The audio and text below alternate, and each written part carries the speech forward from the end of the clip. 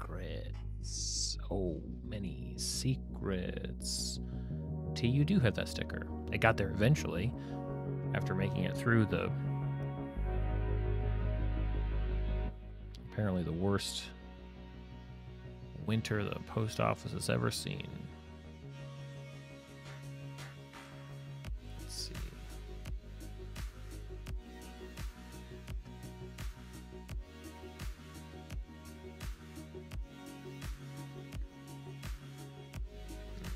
Not quite. Let's do more like that button. There we go. Looks like I've done this once or twice before.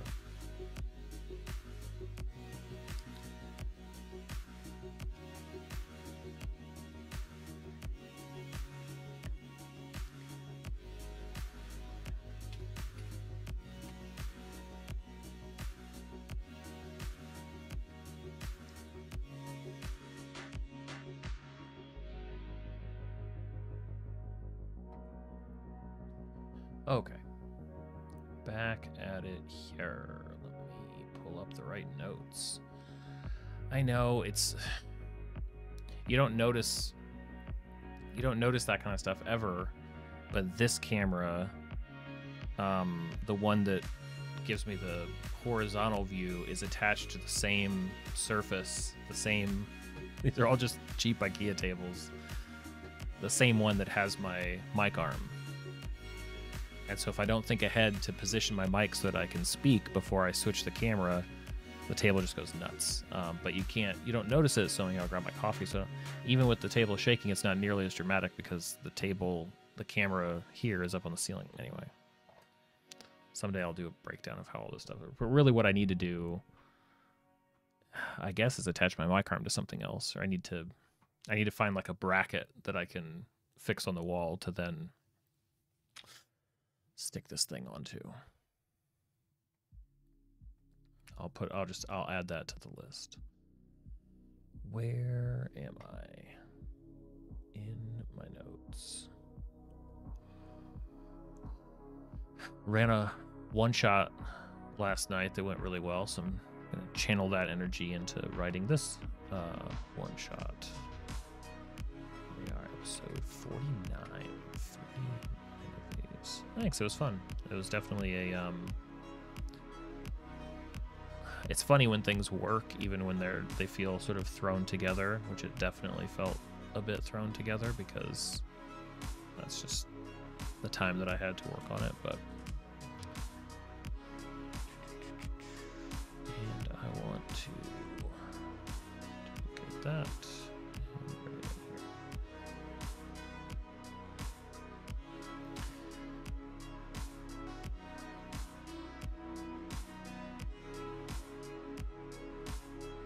Okay. All right. What's up, twin? Let's see. Party hat, hug, thumbs up. Same to you.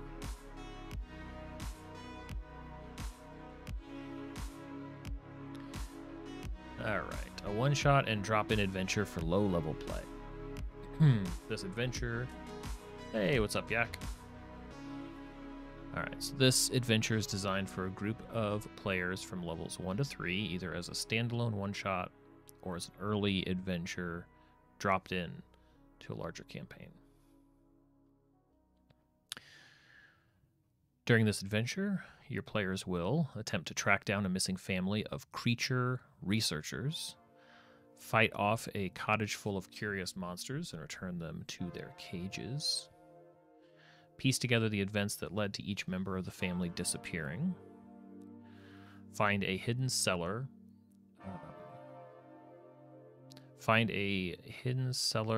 after being eaten by a staircase monster, identify a mysterious substance that can one-way teleport them to far-flung corners of the world, and ultimately discover that the missing family members travel to the Feywild where the party can choose to follow. At the end of this adventure, there will be a number of loose story threads that you can use to run more adventures in your world. See after the adventure for ideas on where you can take the story next. Cool.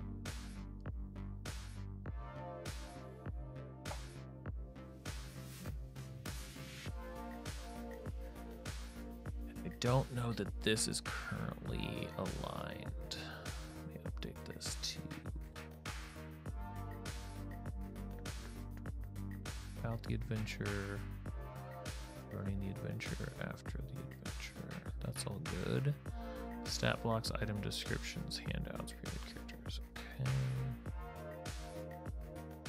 About the story and characters.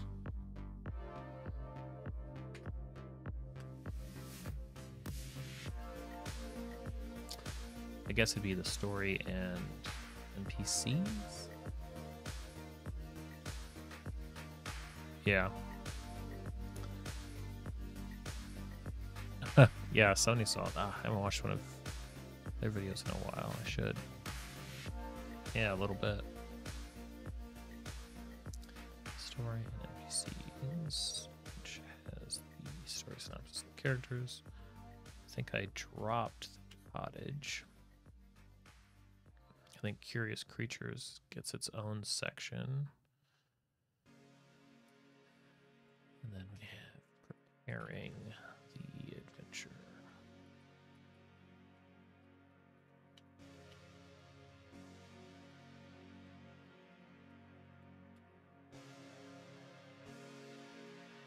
Maybe preparing for.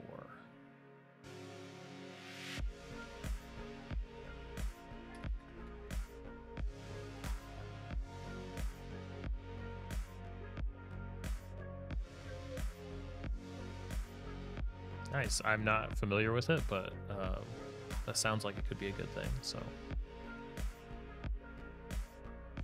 hey, Jesse.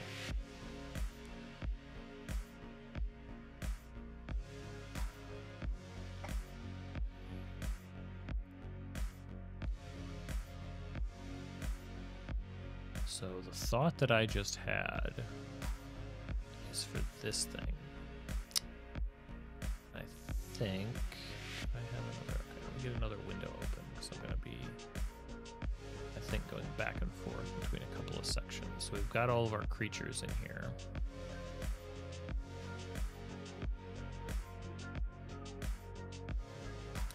Curious and unexplained creatures, and the first, like the way that the party is going to engage with them and learn about them is through this fight.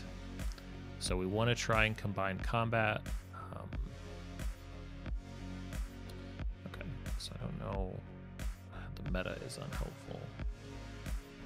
Engaging the creatures. So I think, okay, I'll keep all of that, but I may trash it. I don't want to look at any of those ideas right now.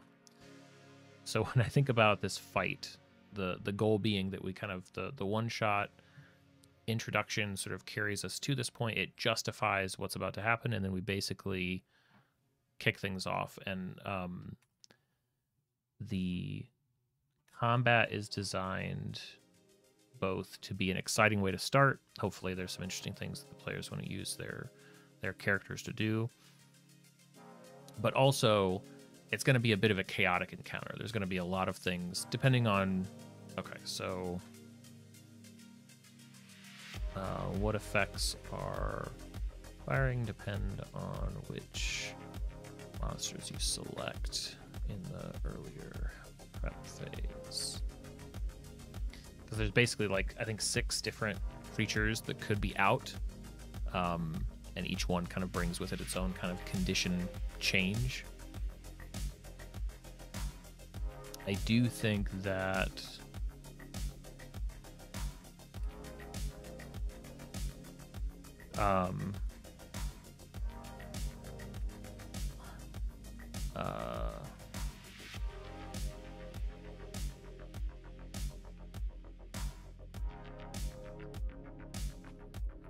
so the Toctopus, which is the nickname for probably some fancier sounding creature, but it basically communicates via shock. So it touches you, it deals damage, and in that damage you get sort of a psychic message.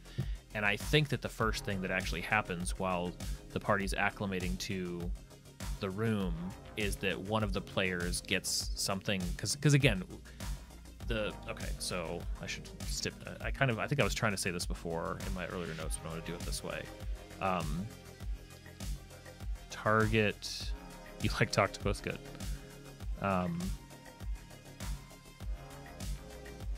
We want players to go from,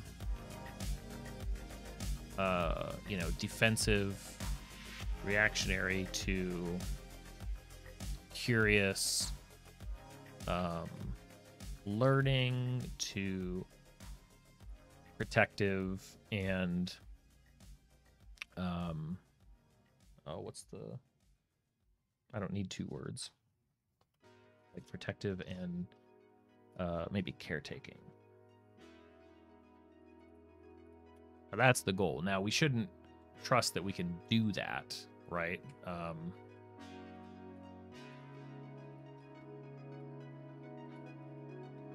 We should also we should also prep to fail. These. Hey, Lux.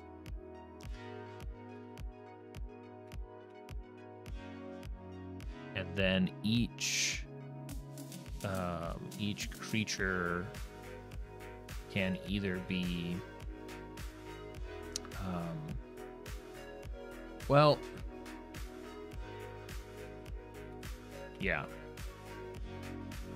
killed, sad face, or knocked out. How are each of the creatures secured? That depends on the creature. Okay, so the Feral Echo, there are corked bottles on the wall that can contain the Feral Echo. Again, Psychic Octopus is not a... God, it doesn't save any of my formatting. It's so obnoxious. Why didn't it do that? Also seems a bit rigid. It's like I literally copied it from one page in this stupid tool into another. Psychic Octopus isn't great. Toctopus is great. Toctopus is probably not... there's a good chance that some of the creature documentation in this one shot is going to sort of be in a style of research notes. So the idea of it being like kind of scribbled alongside or like noted somewhere that the person who's studied this calls it a Toctopus really suggests that this should be more complicated, but we'll figure that out. For now, Psychic Octopus or Toctopus is fine. Wikipedia says octopus species names are all octopus, insert name. Interesting.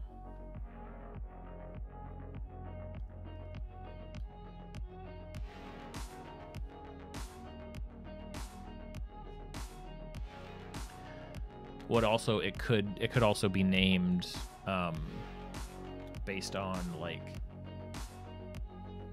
the effect maybe or something. I'm not sure. Yeah. The names, there's still a couple names, like Slagler as a snake I'm not in love with. Yeah,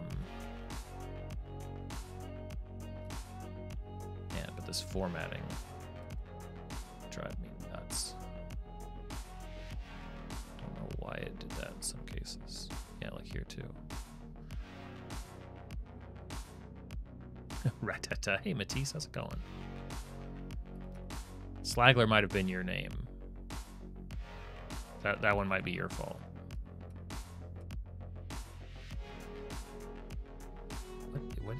What did it try to even do here?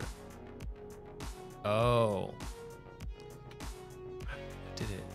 Did it copy this so poorly? I've never had this app do this like within itself before. That's terrible.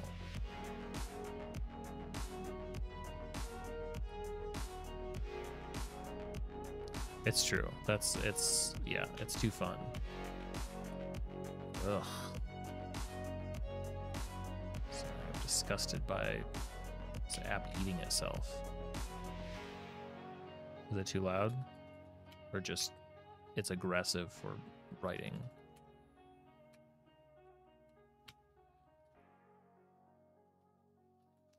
Probably definitely too aggressive for reformatting notes. That's a bit... Don't need action music for that. ACB.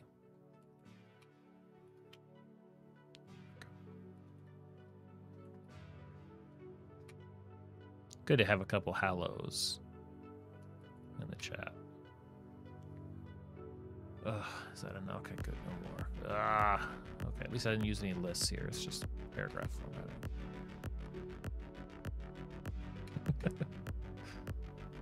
No. If everybody says hello, then I have a really hard time remembering general areas of the world that people are from, and then it gets confusing. You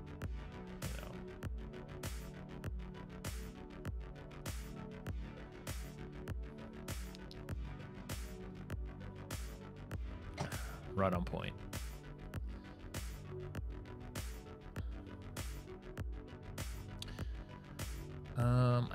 I don't know.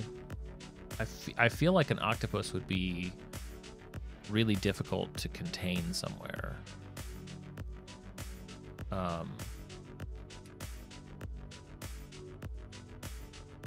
Hello. Oh, hello. How are you? Let me pull up. I'm doing fine. Let's hop on and say hello. Just tossing it in there, huh? I appreciate it. Yeah. It's a shame we don't have background music when we're on the Discord. Yeah, I can't play it through that. Well, and I also kill it in general because I feel like it gets harder to parse everything, and I can't control everybody's mics and stuff, so I just go for like maximum. Like, let's make sure everybody can hear everybody. Hi, Jesse. I see you too. I can't resist when Matisse gets in here. What do you, don't you guys have work to do? What are you guys doing? I can't resist talking to Matisse in real time. Oh, I'm here. Oh too. yeah.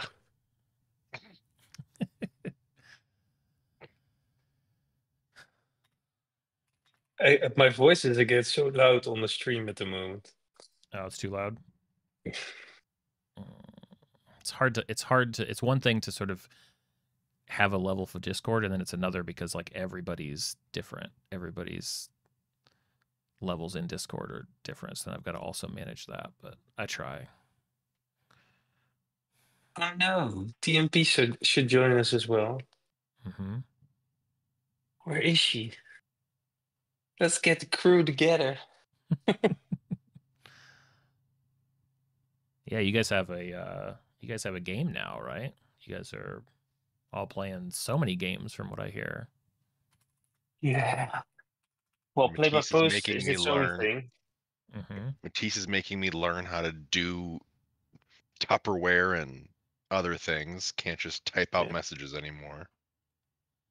Oh, Tupperware is that you can speak as different NPCs, right? Is that one? Yeah. I think I looked at that once. Yeah. Isn't it Tupperbox, by the way? Instead of Tupperware. Whatever it is, yeah, something like that. Tupperbox, okay. Tupperware is I mean, it sounds the same to me, but I get it.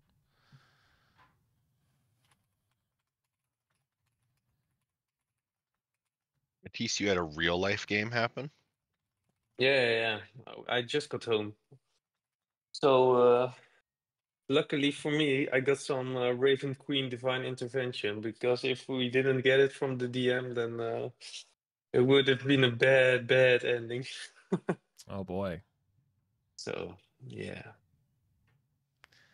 but it was an epic ending now. So I rolled 3 natural 20s this evening, but Wow. at the end I needed. I had heroic inspiration as well, so I rolled a natural one, and I thought, okay, this is the moment to use my heroic inspiration, and I rolled another natural one. Like how? So crazy. So at that moment, the Raven Queen came, because Nice. my character had some redemption to do, and he essentially sacrificed himself. Mm-hmm. Um, so he had to roll like a very high deception, because if he didn't, he was at like 2 HP. So and then he rolled two natural ones in a row. So, but the Raven Nice. Queen was happy Nice. that I did what I did. So. That's cool. Hmm. Yeah, it doesn't hurt to have those to fall back on. The question then is just how often do you how often can sort of the gods or whatever forces or whatever patron be relied on, right? Like how many times is there a because those are the Yeah, things that are just sort of left up to everybody to figure out. yeah.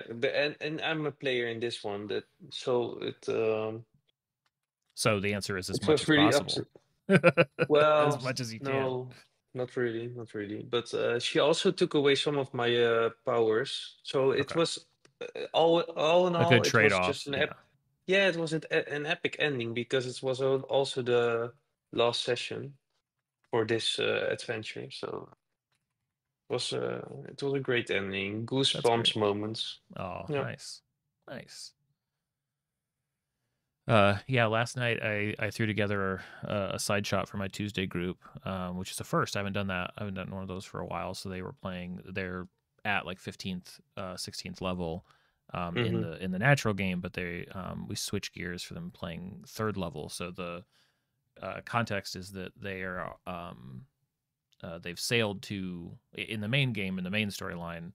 They've sailed to this cursed island, which is basically lorded over by a vampire, and they're trying to rescue the bard's fiance. And Hmm. the last session we played, they made it through this basically this. I called it a storm of souls. Some of this I prepped on stream a little bit, I think, Yeah, me but and it Matisse was were Yeah, I a giving know. while you ago. we were giving you ideas. This is you guys, yeah. So okay, so they had to basically let go of whatever a soul is, right? We leave that to the side, but they had to basically die a bit in order to reach the Hmm. island. So they've all kind of gone gray. They see everybody else there as sort of the same. So this session we picked up with 4 people kind of running up to see what was on the beach, but it's a totally different day. It's in fact 20 years in the past, and it was basically the last day that this island was free. So they played like 4 town leaders, and Mm. seemingly under attack and rallying around their new priest, relatively new priest, who was like trying to pull together a protection ritual, get everybody in the church. Everybody has to recite these things. They were protecting and sort of defending the town, but when all is said and done, they had to choose whether or not to basically join the protection spell from this kind of shady, what they sort of determined was a shady character, or fight to the death, keeping these what they determined were basically feral vampires that were attacking the town. And so some of the party went in for the protection ritual, and some decided to fight to the last of them, defending the town. And all of the willing participants in the town that did the ritual, that's what allowed the curse, because the priest was the vampire that lords over the place. Hmm.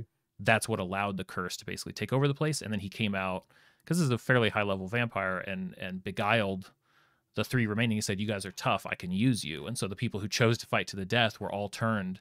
And so the players basically played the lieutenants that they're going to have to face right under this vampire. So basically, like, it's sort of like when people say, like, working with your group to to form the history of a location. It was kind of like that, but in a one shot without telling them that's what we were doing. I mean, they knew that what was up, but obviously you don't know exactly how it all comes together. And it was really fun. Got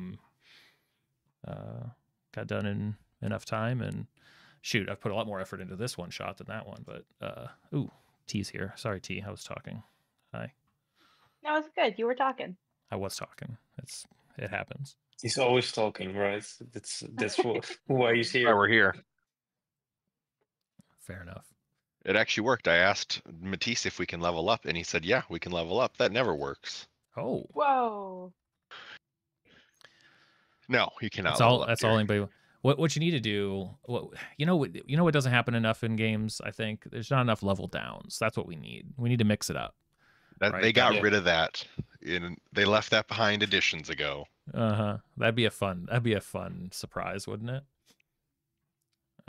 Probably Just Merlin, your inadvisable. party. Yeah.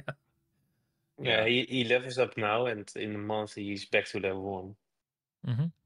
What's really funny, Matisse, is that magic item, and I have decisions. Do I want to put the +2 for the ability score improvement somewhere else, or do I want to just nullify the gauntlets you gave us? Yeah, it's up to you. The gauntlets can be removed as well.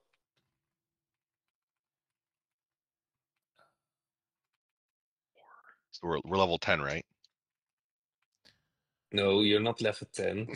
you're level 4, I guess. Quick, let's go back to that dragon. I got opinions.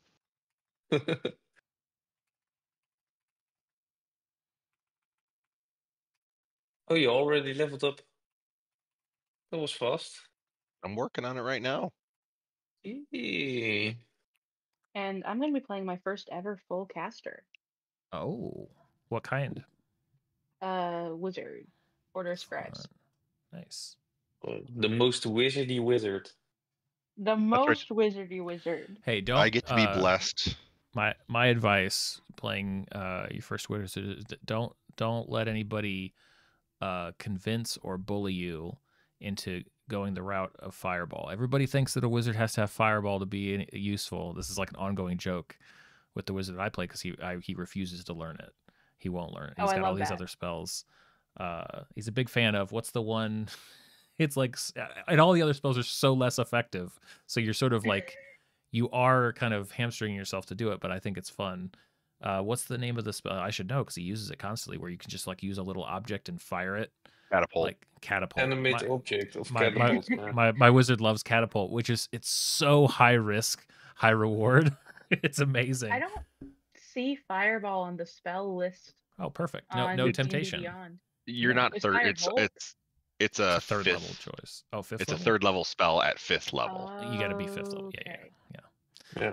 Gotcha. I'm just saying, there's other thing. Character with 2nd level spells. But I think catapult. Depending on if it's available in your wizards have access to most, right?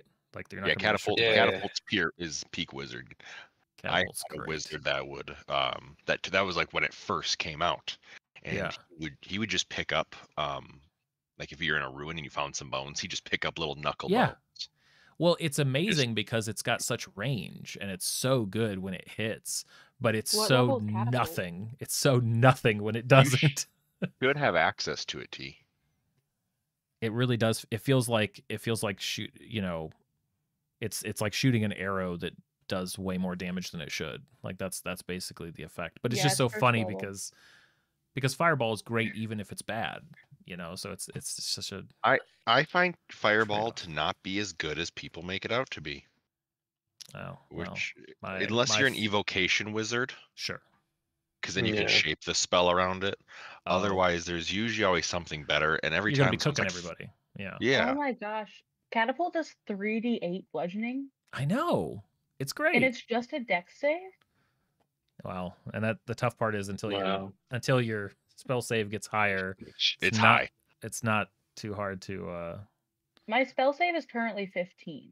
That's good, but it's dex saves are like I have a level 3 character with a +5 to int. Well, the issue is that everybody's got a decent dex save. It's not that often. Mm-hmm. It's not that often that somebody. I mean, it's just it's a thin margin. If you can make it work, you feel amazing, because rolling that 3d8, especially that early in the game, is great. But it's just dead air when you miss. It's just nothing. It's because like, all right, Fireball is like 66 at level 3. 68. So 66 comes out to 21 damage, and 3d8 comes out to 13.5. Mm-hmm. Yeah. We did realize, as Personal making choice. T's character, using 2024, one of the background feats is Magic Initiate. And you can take Magic Initiate Wizard, and it gives you a free first level wizard spell that you can cast once a day, for free. And you can use that to take Mage Armor and basically just constantly have Mage Armor up every day for free. Nice. Yeah. Because T chose Shield, and I was looking through. I was like, no, change it to Mage Armor. So if you have, okay, it could maybe. I thought I was just adding spells. I didn't realize I got to use each one of those free. So I have Mage Armor that I can use free once a day, and also Cure Wounds that I can use free. T, my advice is to try to convince your DM, whoever they are. They could be anybody, whoever they are out there somewhere. Convince them of the house rule of allowing Shield to be both cast on yourself and to somebody you can touch, because that makes Shield a lot more fun. Sweet. It makes Shield a lot more fun to use and more versatile, because then you're like, wizards already have so little they can do sometimes, like to defensively, to sort of protect, to help other members of the party, and that's a neat way. I mean, it depends on which wizard you have, but in general, I think that spell gets a lot more interesting when you can use it both ways. Do you keep it as like a touch instead of self then, or do you make it go ranged? I don't do it ranged, so it basically they have to be nearby. So it's like they're basically either touching themselves or if I can do this, I can reach over and touch that. That just feels like it should be true, and that's how I run it. But I have chosen. I've never heard of that house rule, to be honest. That's a good one, though. Make a video. It's a good one, yes. Yeah. Highly specific. Make a short about it and get 1 million views. Do it. Yeah, I should. Ryan's homebrew rules. Yeah. I don't think I have that many. Is an epic one. Well, then create some. They don't need to know the truth. That's fair. That's true. I can tell. I can. You make it so. I can pretend. Actually, it's good that I don't stray too far. I just heard a story from one of my players. Well, he's in one of my games, but he's out of it right now because of life stuff. But he just he had like family and friends come into town, and they were so excited they were talking D&D. They're like, oh yeah, got to show you these cool ideas that we saw. And they were like showing and talking. It took him about an hour to kind of realize with them, like, yeah, you guys are talking about my DM. That's his account that you guys are like pulling up and referencing. So luckily, I'm not like too outlandish with the stuff that I post, because he's able to go like, yeah, no, that lodge, he made that for the campaign that I was in. They're like, humble brag stuff. It was cool. I got the message yesterday morning. I was like, oh, that's neat. Well, it's not a humble brag. It's a harsh reality we all need to realize, which is that social media is not real. There's only 15 things a day that everybody sees. It's not actually as varied as it seems. And if you're in D&D, we all see the same 30 pieces of content every day, and it's not that wild actually. But a little bit of a humble brag. I've been found in other YouTube comment sections, I think now twice. Once by Purple that I talked about, and then Under found me the other day. Oh, really? Yeah. Which seems like the craziest odds, because I was in Master Model Builder Alex. It's comment section. Yeah. What are the chances of that? I don't even comment that often. Matisse, I took the tough feat, and then I rolled for health and got a 10 on a D10. Yo. Wait, is my health a D10 or a D12? Am I dumb? D10. Oh no! Wait, you're a barbarian. Yeah. It's a D12 then. I'm gonna keep the D10. Well, you can make it 12. Oh, what a nice guy! You see this guy? T, don't expect that from me. No, I'm providing the contrast. I don't roll for my hit points when I level up. It's true. Finally, you can decide either fixed or rolled. I'm It was rough. I was a level 3 barbarian with T's wizard had more health than me. And so I went from, I think it was 24 to now at 46. I'm at 23 at level 3. Ryan, I'm a level 3 wizard with 20 int, so a +5. Oh, wow. 23 hit points. Dang. And with that daily use of mage armor, my AC is 14. Okay. At level 3, I have a +9 to Arcana. That's pretty good. That's a smart. Wait, what is it? Turtle or wait? Or what are you? No, Baskin is my fighter. He's a frog person. This one's a human. Frog. That's right. Sorry. This one's a human. This one's gotcha. Yeah.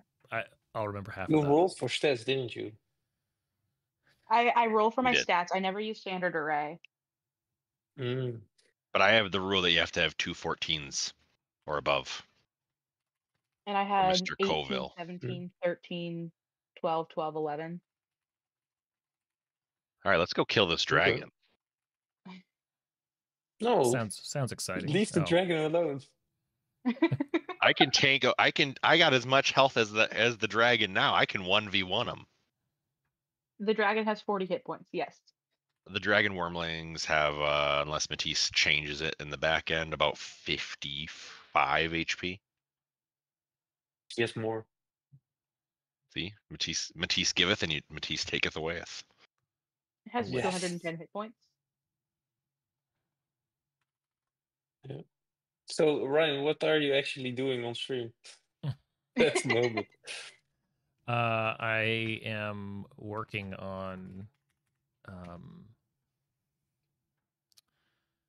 my one shot. So just sort of going from thing to thing. It's in a good place. I think in a pinch I could run something. But I think with another pass over some of these areas, especially with getting kind of the creatures formed or kind of drafted, that should make, like, I was just kind of poking a little bit at the opening fight, which is kind of complex because there's all the creatures can do lots of, it creates a chaotic scene. But it's a fight where the goal is really to learn about the creatures and effectively contain them in their various cages and things like that. So that makes it a little bit involved. So I gotta think through that. I gotta put together stat blocks. It's just becoming sort of like a bulleted list of like the things that need to be done. I'm glad I'm able to I was mostly work on seeing it every day in now. the wording you were using for some of the stuff earlier. This looks pretty user facing and not just Ryan facing. Are you going to make a PDF out of this? Oh yeah, that's the goal. Yeah. I Are we don't know what it's jump gonna be over called to yet, a cutting room stream right now? Not right now. I'm trying to push as hard on this as I can. One thing about the summer that I really didn't like was how much writing I was doing inside of those applications. I think I'll have inside of like InDesign or whatever. I think I'll have a much easier time if I basically have it cooked. Yeah. And before I go there. Hot take I it's shared better with to have your Jesse text ready. Yeah. A hot take I shared with Jesse was that I like the cutting room streams, I think, more than I like the preparing to fail streams. Interesting. I mean, really the only way those come back, well, they will be here soon because all that layout and the exciting part for those this time is that I'm going to be in a much better position for artwork than I was previously. I was just sort of like skipping all of that, but now I'll be able to really frame out. I mean, especially since I seem to be going forward with this cottage idea. And if I paint up some characters, and I'll probably sort of craft some more monsters, like it'll basically be, I'll be able to populate it with a bunch of stuff. Cool. It'll be fun. Ryan, if you're gonna publish this, you got to stick with the D&D style and do it in the Chicago Manual of Style kind of. That's what they use for all of their wording. It's the damnedest thing so far. I don't think that there's anything in here that ties it to a system yet. There you go. So, I mean, it definitely will at some point. But even in the description, I was trying to pull it out. Where was it? Like the hey, Hot Dice. Sometimes we also talk about stairs. Sometimes we do talk about stairs. the feral echo. Okay, I screwed this. Okay, I gotta reformat this. But the feral echo concept started as basically like a spent wild shape spirit. Like that was the idea. But as I kept rewriting it, it's like, wait, this doesn't have to be. I think I changed it to it was collected somewhere. Where did I say? If you're very careful at just the moment when a druid drops their animal form, right? Like even just in how, like, it doesn't have to actually wink it out. I don't even know how much of that stuff yet. I haven't dug into what can be used in the open license and what can't. But I don't need to touch it if I don't have to, right? Obviously, once it comes to like stat blocks, and I'll probably have some dummy character sheets and stuff like that. Yeah, there's that is what it is, but. What fresh hell is this? That's funny. That's just a fun thing to say. Like everybody should, once a month, there should be a chance. What fresh hell? They're never that far away. Yeah, exactly. Technically on screen right now. Your desk? Monstrous Staircase is technically on the screen right now. So it's not far. I just remember the simple times when it was just Ryan crafting the same style of stair endlessly. I mean, back in my day. Yeah, it's funny too, because this is just not that even I need to be reminded. So this one shot, if I scroll down, into where even was it? I think. Are there stairs in this one shot? Yes. Okay, good. Of course. The mimic stairs, right? That's where it came from, and this one shot is probably, it's the most formed, like it's a one shot, which is, or a drop in adventure, which is more than most of these other things are. But this is just one component of the Scaling the Wizard's Tower sort of set of ideas, which itself is one of 3 groups of ideas that came out of those stairs. So like granted, I started with a one shot. I could have easily started with an encounter or like a puzzle, which is a different thing. But you've already done a stairs are going to carry us. Encounter.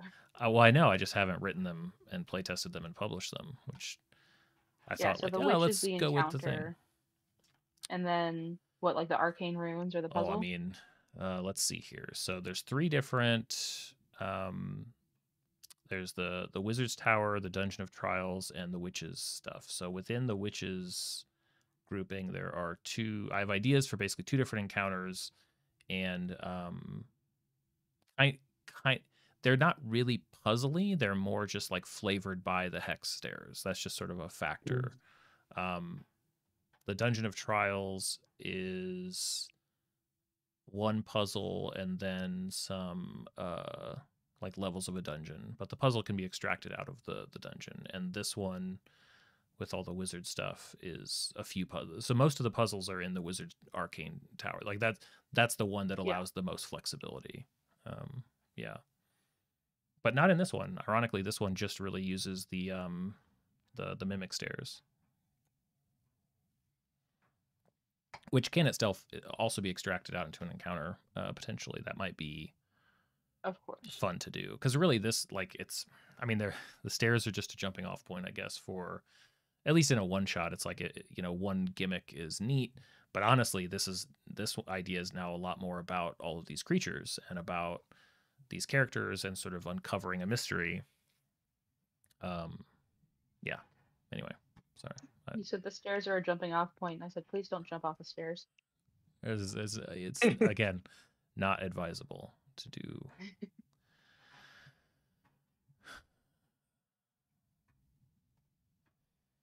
When I was younger, one of the houses that my grandparents lived in, they moved around a lot. The basement had a flight of stairs going down into it, and then there was no railing next to the stairs. At the bottom, there was like a post that you could come around, but for about 8 or 9 steps, it was just open air on the side. And so my younger sister and I would see who could jump from the tallest step and still land safely. I mean, of course you did. Of course we did. We were children. and stairs are a jumping off point. Hey, Construct, how was the side shot? Can you describe what a side shot actually is? It was really fun.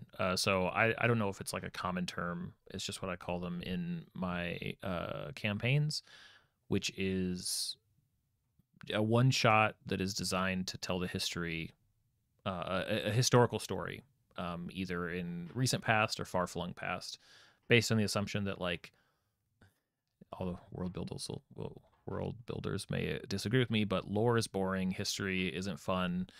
If you want players to engage with that stuff, let them play through it and let their decisions sort of matter.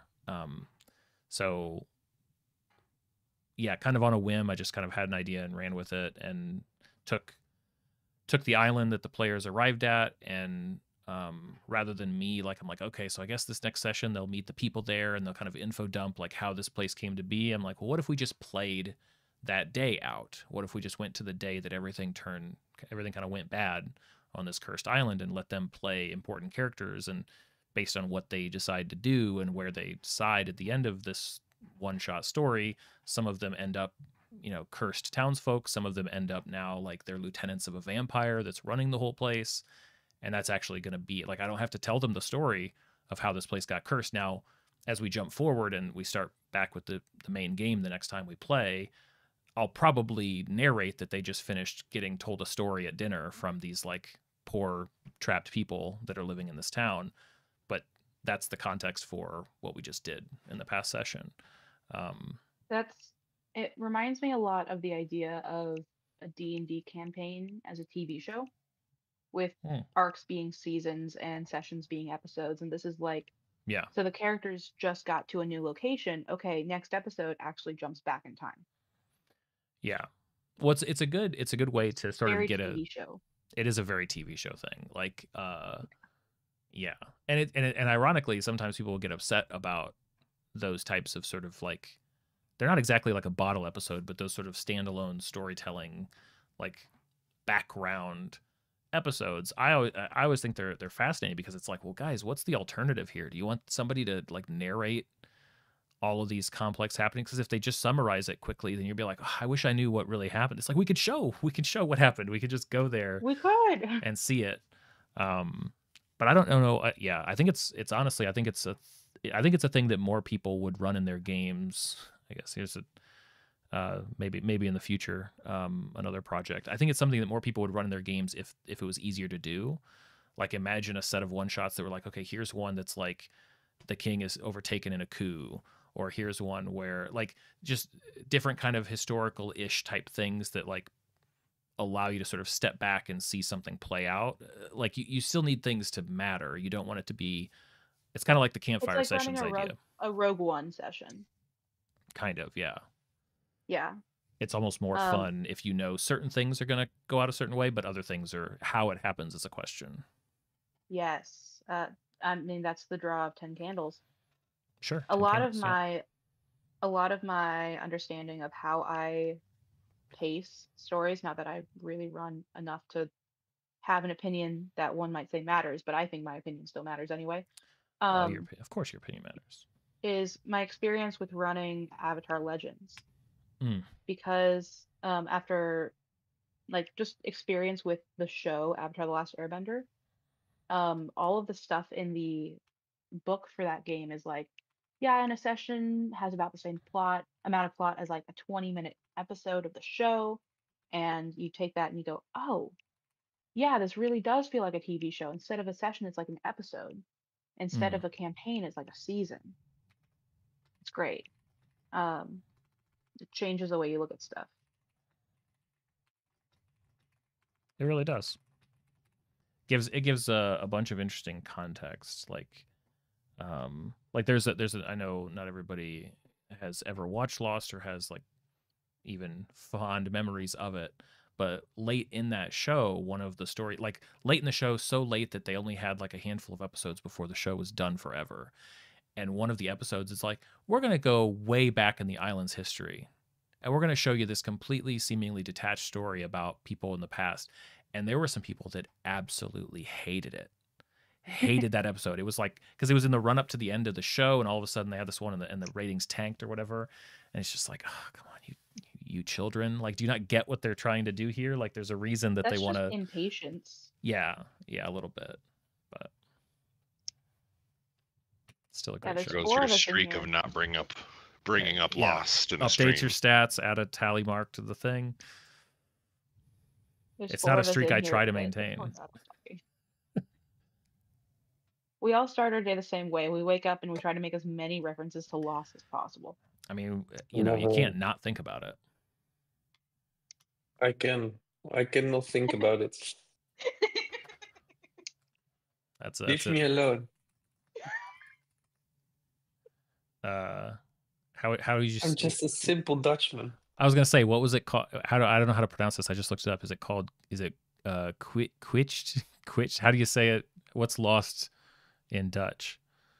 Do they just call it Lost, or is this something else? Yeah, the series. Verloren? We always use the American names for any of your series. But it would be so Verloren. This is just called Lost.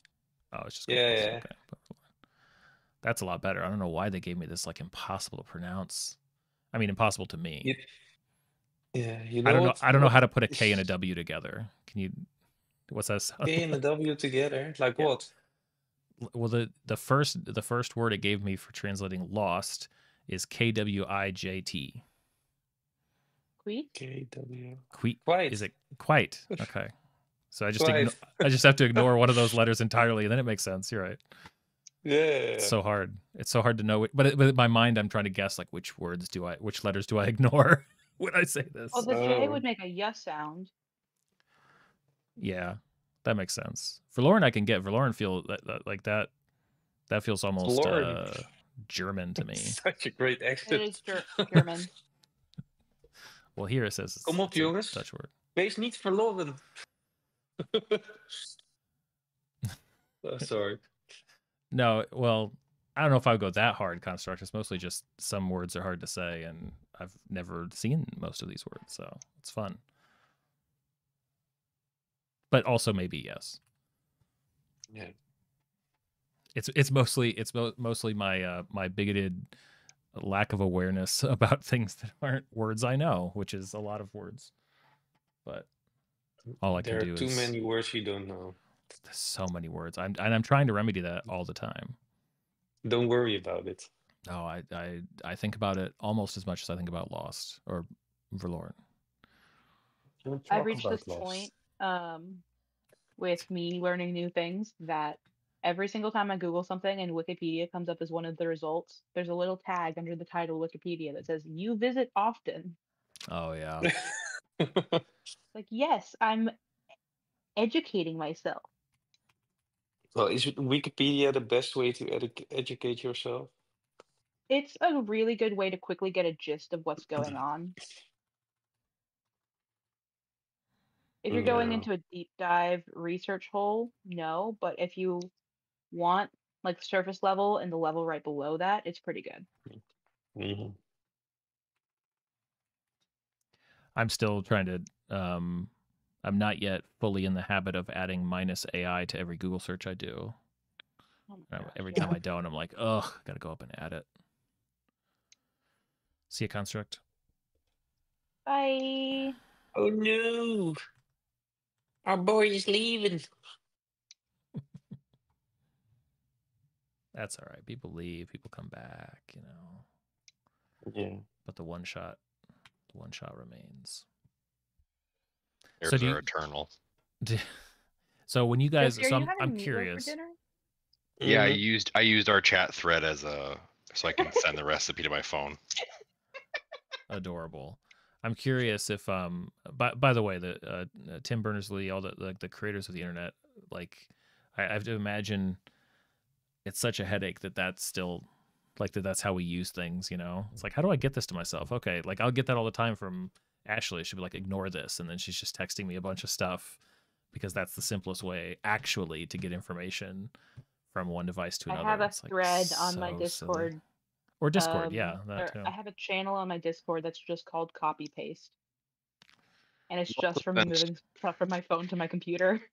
You also used the thread for That's because I was actively chatting with you at the moment. yeah, to write down your thread count pillow thing. My thing, yeah. So do you guys? So I've never really played an extended like post by post play. Like there aren't really sessions, or are there? Like are there times when everybody's trying to play at the same time, or is it all spread out? It's kind of just all spread out. Extreme. Yeah. You all of us are around, then it's disjointed at the most. You're breaking up a ton. Yeah. You got meatloaf in your receiver there, and your mic. It's all if both getting in. It's a crackable. most scenes are just between two different people, but if there's more than two, then there's like a turn order thing that gets respected. Okay. If all of the people in the scene, so like Under and I were online at the same time, it was going a lot faster. But if I'm available, I might shoot something off, and then Under is not available, so it might be a few hours till there's a response. Gotcha. Yeah. Well, I did try session prepping at the start of doing PvP, but there was no point, so I'm just winging it as we go constantly. Well, yeah, I mean, you have probably a lot more time, right, to sort of figure things out depending on what people react to. Like I would imagine there'd be. And Well, you we have a post record of daily. everything that's ever been said. That too. Yeah, that's the nice thing. Sometimes I forget about like how long did we walk to get here, so I just search scroll back. No. Yeah, that's nice. That. Yeah, you don't have to worry about notes. Yeah, everything is noted. Indeed.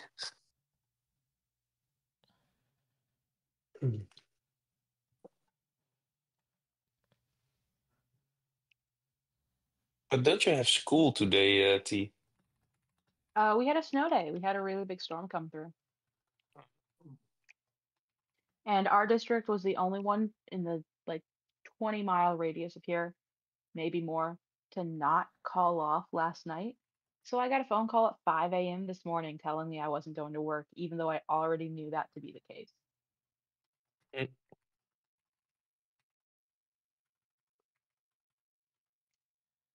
Why don't they call at 5 a.m.? Why don't they just put it on the bullet board or something online? Don't you have a portal to log into? There's an automated call. There's a text message that goes out to everyone who's subscribed to it. There's something on our school social media page. There's something on our intra-school notifications system. I get an email. So And it there's all no came out point at in 5 calling a.m. then at 5 a.m. No, but the point is that it comes straight through and I don't have to check my phone. I can be snoozing my alarm and then hear my phone start buzzing with a phone call. Oh yeah. Okay. Yeah.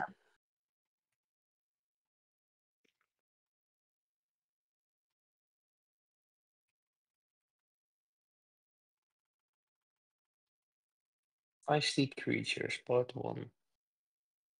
Yeah. Yeah, we start with a fight. Everything starts in initiative. That's a good place to start.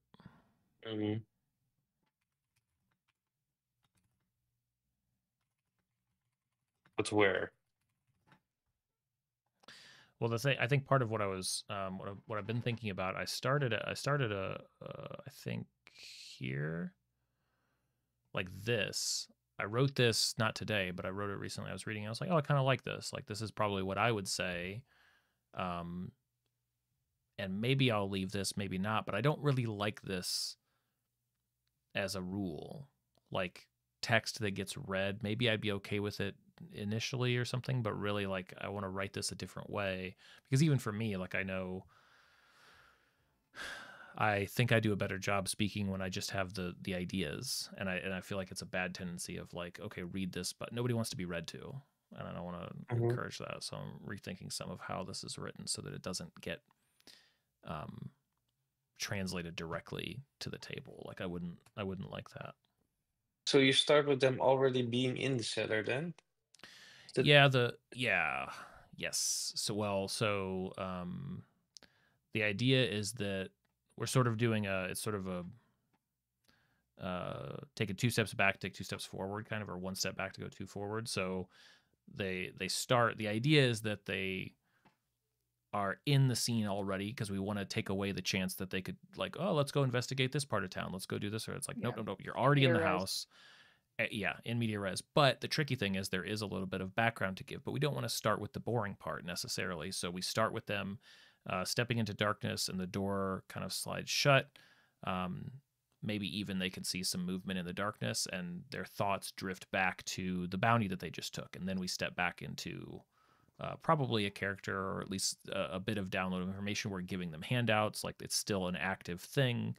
And we give them basically a D4 for questions. So everybody rolls a D4. That's how many questions they can ask at any time during their investigation. That is a question they asked before they left the sheriff. So they're able to sort of reach back and revisit that NPC. Retroactive information gathering. Yeah, and this, now I'm realizing I kind of stuck this. So this is basically what I was talking about. So then I'll change this from narrative into something better. But the idea is that they come back and they get a little bit more detail, and then somebody feels something wrap around their ankle and shock them, which in this case is the octopus. And then everybody rolls for initiative. So that's when the fight is we're doubling the fight with them seeing and learning about the space and the creatures and what this is kind of at the same time. So we're trying to, it should also save a little bit of time, hopefully, but yeah, I think I like that better. So what am I doing with this section here? I don't need this. I don't need that. But essentially, they aren't starting with fighting, right? Because there's the part about the flashback and the questions first, then. Or am I not understanding correctly? Yeah, kind of. I think that the reason for rolling the D4, it's not. We're putting them physically in the space, but we're allowing them to think back, and they could ask a couple of questions if they want. I wouldn't restrict that, but the point of anchoring them and them remembering what we're now going back and forth, it's a subtle thing, but it allows us to go, okay, so now we're back here because I don't want to start them getting the bounty because then, oh my God, what if they say, well, let's first go investigate this, right? We desperately need them to go to the cottage because that's where all the fun stuff is. So we'll just start there. And even not even outside the cottage, I put them in there already because I don't want to risk like, okay, well, let's do a look around the outside. It's like, no. We're not doing that. Railroading. In a one shot, it's more of pushing them down a slip and slide, right? More than it is railroading. It's like, listen, all the fun stuff, trust me, just instead of the departure of the train has already left. Yeah, because in order to actually get this done, if you're dropping this into an adventure, obviously it's a lot looser, right? But if we want it to narratively fit into a single session, there can't be a question of whether the fish bites. You just have to start reeling. Yeah, and even within, right? So from the transition point from, well, part 1's just a fight. We can end that anytime we want, right? As DMs, we can identify, there's a couple different tricks, be like, okay, and then like, it's cool now. Like we can just stop. If for some reason it's like, okay, it's been an hour, like that's too long for this to take. Let's tighten it up. The next bit, they're learning about the space. They're investigating and they're finding little handouts and they're learning about what happened to these people. Okay, but now this is going on too long. That's why we have to have like the Toctopus and the kickoff of the staircase fight, because we need to swallow the party and send them down into the basement. Like we have to have something that can propel them into the next bit. That way we can sort of control that pacing. Because otherwise, yeah, I mean, I've had like, otherwise you'll end up with a one shot that you're just sort of watching. It's almost like behind yourself. You're like watching it not get done and you're like trapped, and it's like, what do I do? You have to have these levers to pull, I think, to get out of it. Sometimes I cut example questions out of a lesson because I'm like, we have to get to the next skill. That's right. Yes. Well, and if you don't have, it's not something that I think is super commonly designed into one shots, which is why, and when people are making them, we're in our ideal mind space where it's like, yeah, this will about take this, and it's impossible. It's kind of like challenge rating. It's impossible to guess how long things are going to take anyway. So it's a lot better to just sort of make a fun thing and then go, okay, and when this has been enough fun, when I can't squeeze any more out of this, here's the trigger event that, and there should always be something that encourages the players to do it. I don't, like, it's a lot better, like in the Wild Sheep Chase, it's a lot better in that case if the players go like, okay, wild sheep, take us to the place, let's go. That's great. If they don't, that's fine. The wild sheep can take off and then they have to chase after it because it took something of theirs or something like that, and they've got to follow it. Either one can work. It's obviously better if the players do it, but we can't take that chance if we want to actually get it done in one night. Hey, Simtar. Was it you, Ryan, who months ago was talking about fights are scarier if the monsters have something else they're trying to do? We might have been talking about that, or scarier, or like or maybe you were talking about the monsters know what they're doing. More interesting if the monsters have another goal that's not just hit you. Mm-hmm. Yeah. I'm rewatching Fantasy High Junior Year, and there's this fight in it called The Last Stand. The episode is called The Last Stand, and it's this constant wave after wave after wave of monsters in a Coliseum battle. But the monsters are trying to target this one guy who's defenseless and is proctoring this exam that's going on. So in the midst of defeating all of these monsters in a battle that is intended to do a TPK, like there's a cleric on standby to revivify them. Okay. They also have to answer above the board real life questions about math and history and write a paper and all that stuff, and keep this proctor from getting killed. And it's a really good balance in battle design of giving the monsters other priorities. Yeah, I think they want something. Yes. They want to do something, and it's kind of one of those things where it's like, wait, what's going on in here if the party isn't there, right? Like, obviously certain things to be fun are sort of kicking off when they're there. But if they weren't there, what would everything do? You know, and everything should probably do. In the case of this battle, nothing would happen because the whole battle is prompted by them saying, we're going to do this fight. Yeah, that's fair. Yeah. Simtar says encounter design is more about storytelling than math. Depends who you ask. It's a little bit of both. But I prefer to, I guess I'm not necessarily dodging the math, but I don't like to spend too much time thinking about balance. So like take last night. Like last night I ran that side shot where I gave my players 3rd level characters that I created. They picked, there were 3 players they picked out of 4. So one of the characters was, filling other roles in the story. And I knew that they were starting at the beach and they were dealing with skeletons rising up out of the beach. And I was using the Flea Mortals skeletons, which I'd never run before. I was like, okay, there's 3 of them. I'm going to put 2 of them attacking to begin with, and then I've got the option for a 3rd if that goes, if they make quick work of it.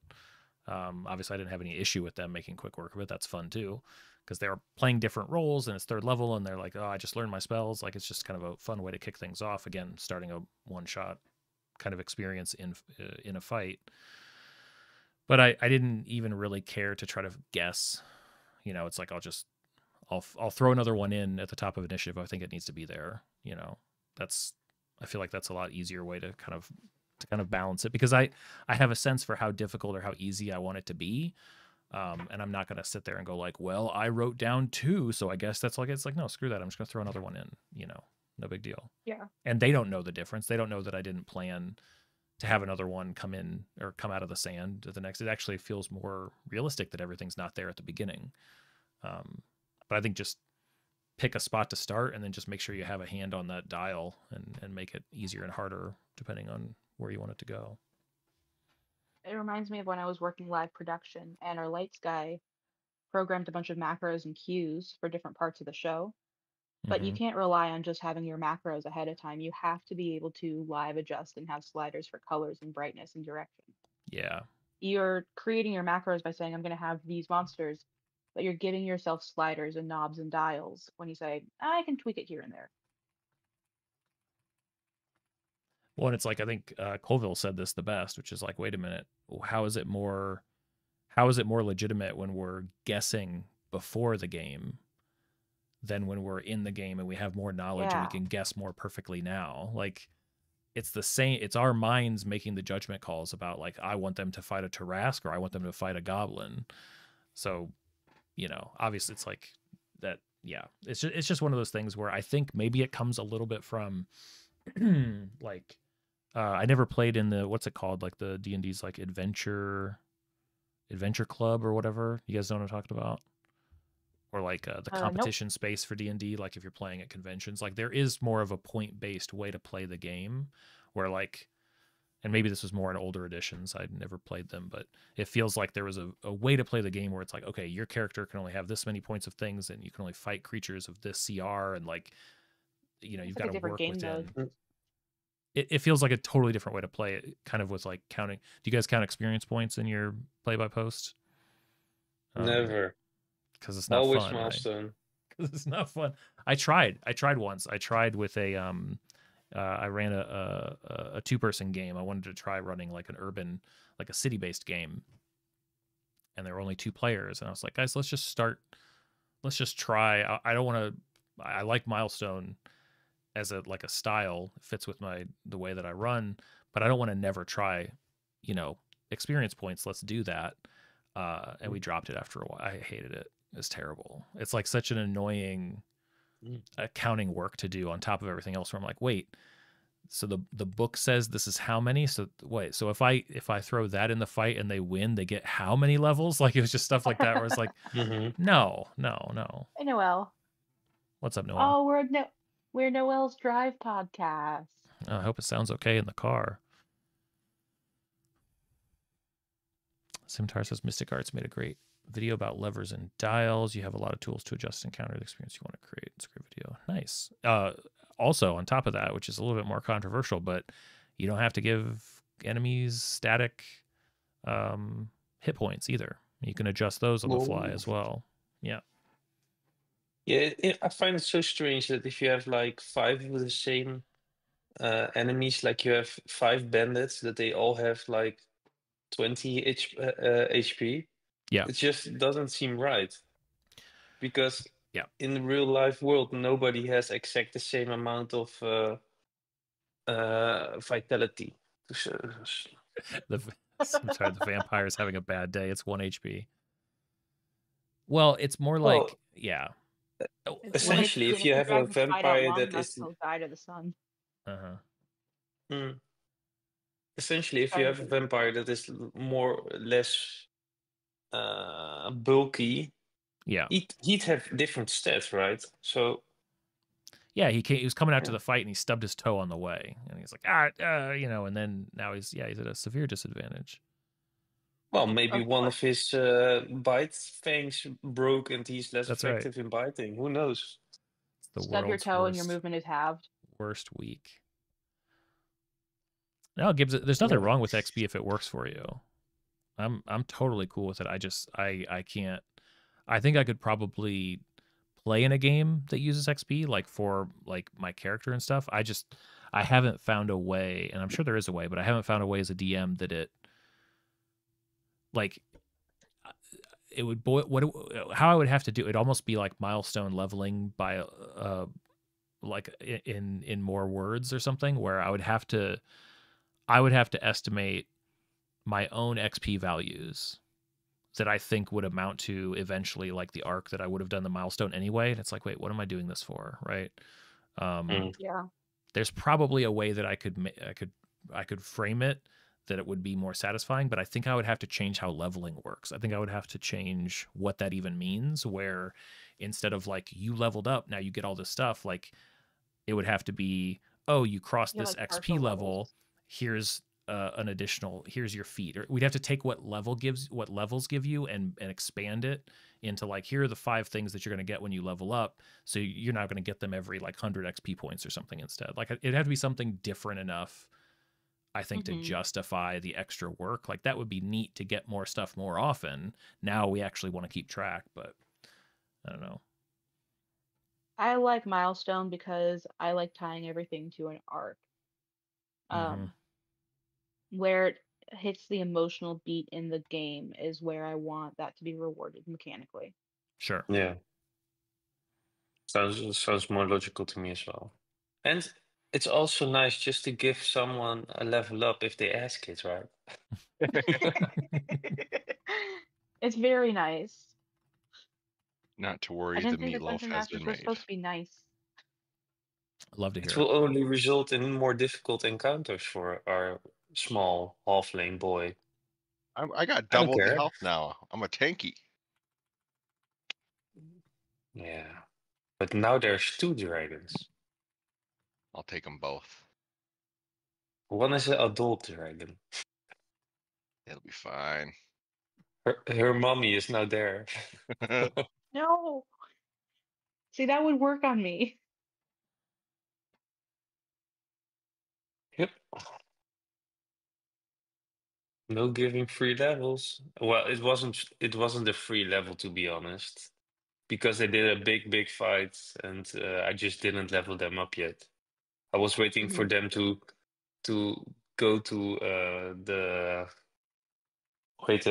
quest giver and let them level up on their journey back to town. But it's okay. I don't mind. It's all going to be dialogue now, anyways. Better prepare for the natural one random encounter.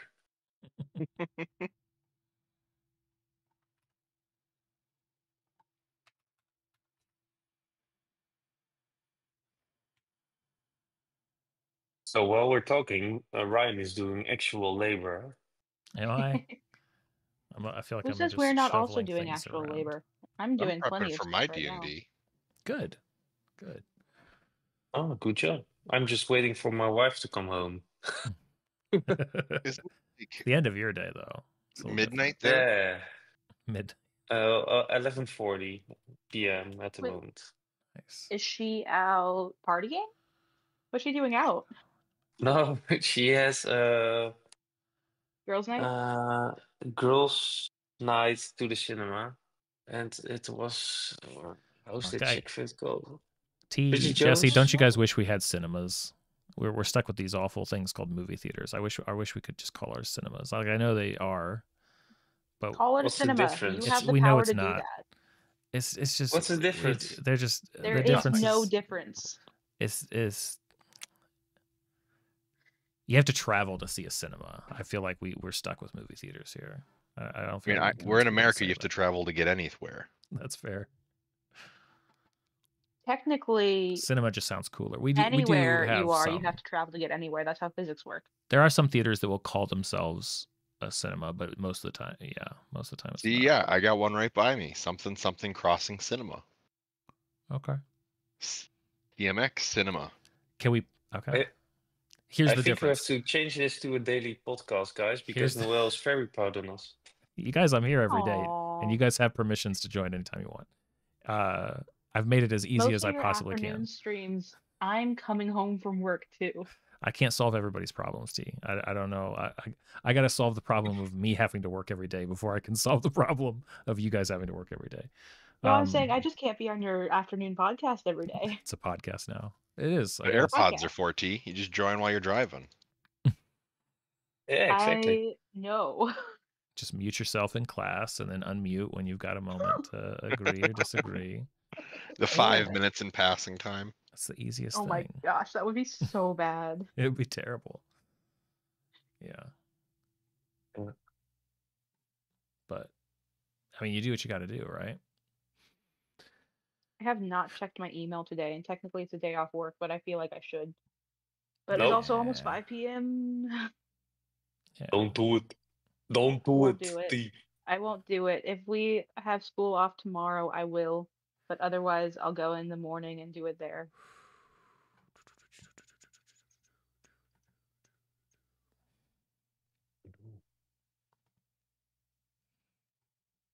Oh no.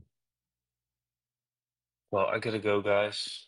My beautiful wife's home. It's time for bed. Tell her we say hi. Talk to you later. Bye, Matisse. Bye. Bye, guys. Bye.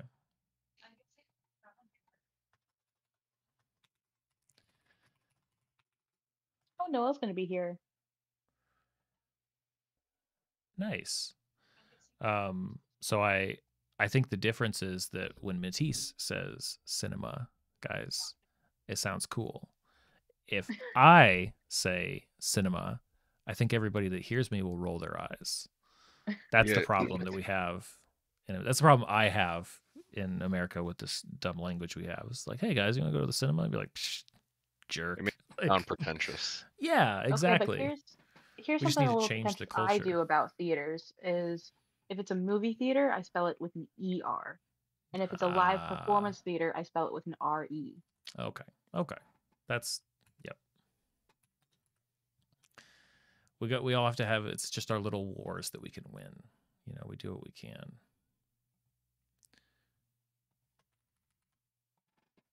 Strong opinions about small things, right? Weak things. Whatever. That sounds like Strong a and weak weak thing. are antonyms. I know you have a strong opinion about this. I get it. Oh yeah, the Simtar's pictures. Let's go to look. We're gonna go see the pictures this weekend. Hey, let's go to the let's go to the talkies, guys. Been hearing about this newfangled thing. They're pairing the sound with the picture. It's amazing. That was actually Ryan's genuine reaction when they invented the movies. I know. I'm just, man, what a blast from the past. Hey, Herman. I do. Well, I guess I'll say I don't necessarily know what that means yet, but I haven't changed it. I have 2 games that run every week that I guess it would still be considered to be on the 2014 edition. I don't think I've heard anything yet where I'm like, I need to add that in my game. I've definitely noticed like the legacy markings on things in like D&D Beyond and stuff now, but I don't think I'm going to change either of my games that are currently running. I don't think you should. And then I'll, take a look at some, even though I take that back. The one thing I've been curious about is the change to conjured animals because I hate that spell. And it sounds like it got better, but it doesn't matter because a lot of the spells got better. It's going to be a hard sell for my players. What's that? What do you currently dislike about conjured animals? Faster. There's a way to do it. Here's the problem with it. The problem is that your experience with it is like a spectrum, because it's so open to interpretation. And if everybody agrees on the one side of that spectrum, then I think people's experience with conjured animals can be fine. Because, okay, let's simplify this. The rules don't say this, but let's just say that the enemy or the conjured animals all act as one. Let's just say that, hey, the DM will help by like rolling these things. Let's just say that like it's a simple command and the DM will interpret and like do the stuff. Let's just, all these things. Or if you read the spell literally and take it as like, I've sent T both the spells, the new and the old. Like here, I'm creating this number of creatures, and basically whoever's casting that now, if you take it, what I would consider kind of like the unfortunate interpretation, that character, that player just now has as many things in initiative, as many creatures to control as the whole rest of the table has. Right, depending on how many that you created. If you are now like directing each of those creatures individually and rolling for those creatures individually, you just like doubled the size of the table's rolls. And you were supposed to all roll one initiative. Well, but that gets one initiative is fine. Like that's but then easy you have enough. 8. Then you have 8 frogs attacking one thing. Correct. Do you have them all? Do they all follow the one direction, or can you separate the 8 of them into different things? And now it's like, oh my god, Well, even so, that's 8 attacks. It's 8 attacks. So now the new one. Roll. Yeah. The new one is just you summon a large pack of creatures. They can do an attack. They can do it. Give you advantage. Mm-hmm.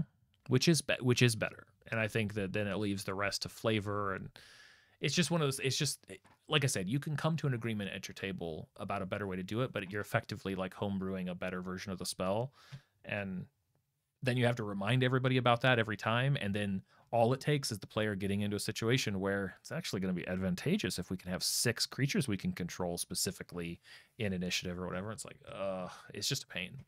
It's just a pain. Let's send each of our creatures down a different hallway, and then they can all turn the nuclear key at the same time. That's right. Yeah. Well, and just like I don't know. It's a funny thing because that spell. Gosh, there's another one too, but that's the big one. All the conjure ones, especially as a and I'm going back to another conjuration also because if you are stuck in that end of the spectrum where somebody's making 8 different decisions every turn, and rolling that many times, you also are representing 8 more. If you're in a physical space, you've got to represent. In my case, it's usually just with like blank miniature discs. I'm like, sorry, I don't have 12 wolves to put on the table for you, so they're just going to be these blank. But that takes up a ton of space and clusters everything in a frustrating way. I think the same thing happens with tokens digitally. You got the same problem. Like, yeah, you can have access to ad hoc tokens, but now they're all, it's just a mess to navigate. But if you were playing in real life, I think instead of using little discs for that, I mean, I have a lot of Lego available, so I'd make like little 1x1 cylinders be those pieces, and then those don't take up a whole lot of space on a square. It's funny you it's say. Very easy to see all of these are that item. Eventually, I did start making miniatures to account for my druid's conjured animals scimitar. No, I did. Yeah, that became a thing. But also, here's the other thing I didn't mention. This is really important for conjured animals. Do you know? Because what you're saying is true too. Like, oh, the little pegs are. I've even got smaller, tiny bases. Or if I thought about it, I could use this or that. Do you know when the player uses conjured animals? It's not at the beginning of the session.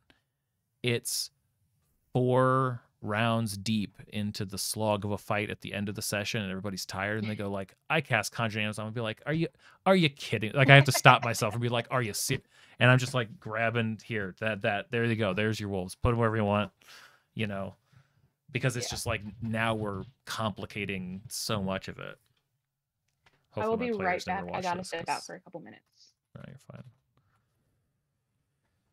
As long as my players never watch exactly this section of my stream, all is well.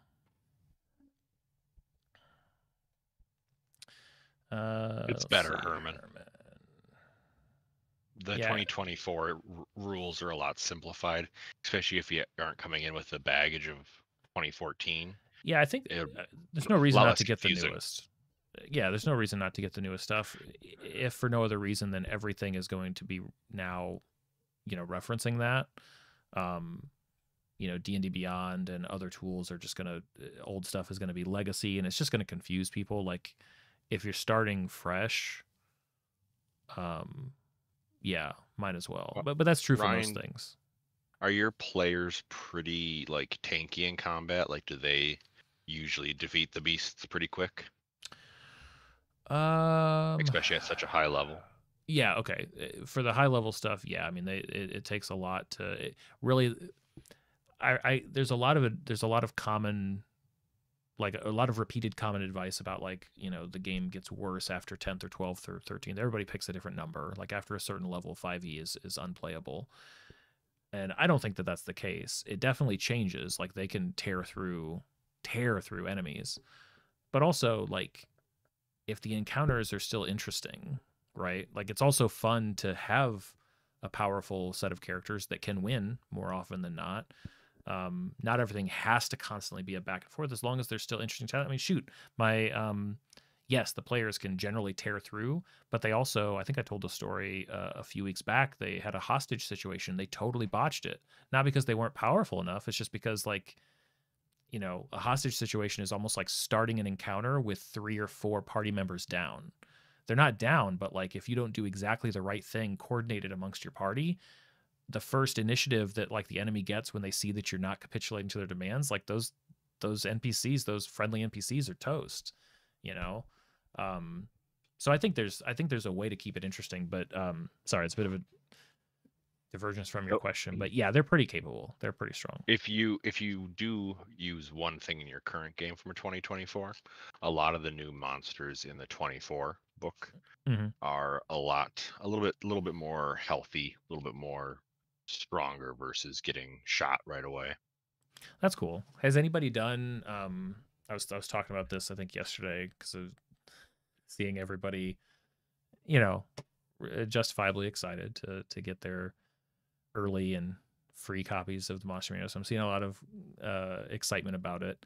Has anybody done like here's what I'm curious about, having, because I think the Monster Manual is I think the best book of the set from 2014. So I'm certainly excited about the new one. I'm not crazy about the years. I wish it was just Monster Manual 2. What I is wish they would have just said 6th edition or something. Or maybe. What's the coverage like? If let's say that there are 100 unique monsters in 2014, are the same 100 represented in 2024? Has anybody done this comparison yet? Because I'm curious. There's actually a section for that. Good. Like which ones. I have it open right now. Like what's the Venn diagram? What's the overlap of old and new, and how many new creatures are there? So a lot of the ones they got rid of were like ones you could just make with like a 5 seconds of thought. So like they don't have like a gnome rogue. They won't have that, or a Duragar rogue. It's like just take a commoner and add the little stats. Yeah. Thought they had it. Variation, but cut on the lore. Okay. Ginny D went over it. Nice. Yeah, I'm happy they got rid of all the lore to add more stuff, and all the art. I've only seen one art that I wasn't keen on. Okay.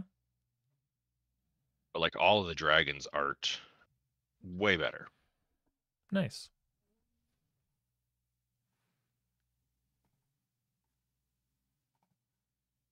And they put all the animal stat blocks together, all the beasts for the druids. That's handy. One big change was they changed like a giant eagle from being a beast to being a celestial. Sorry, I just fell asleep halfway through you telling me that. So what does that do? Or what does that allow? Druids can't transform into it anymore. Okay. Is that about the only thing that it changes though? Is that there was I don't know if there was more reasons. I think primarily was a lot of the giant ones becoming. Sorry, did the giant ones? Yeah. Did Ginny or did you in the section, does it say like the net number of new creatures? I swear there was a section, and now I'm just trying to look for it. Okay, sorry. I just want to make sure I didn't miss it, because I think that would be for me the biggest selling point, because the little tweaks here and there. 100 more creatures? Yeah, it's like 100, because there's 500 stat blocks. They only got rid of. Oh, here it is. Appendix B. Is this it? Maybe.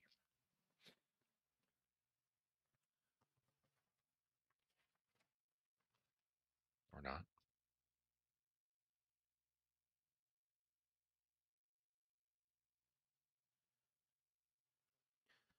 Cats do have dark vision. Okay. All right. Cool. Are those? Does that include the variants, or is that just brand new?